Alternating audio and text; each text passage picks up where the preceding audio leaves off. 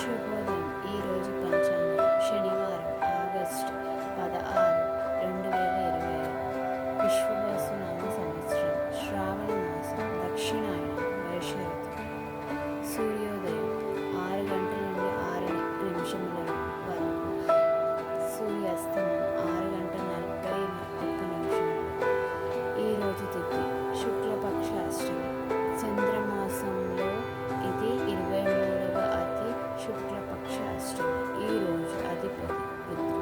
ఈరోజు ఆయుధాల కోసం రక్షణ వ్యవస్థ నుండి నిర్మించడం మరియు బలపరచడం మొదలైన పనులకు మంచిది.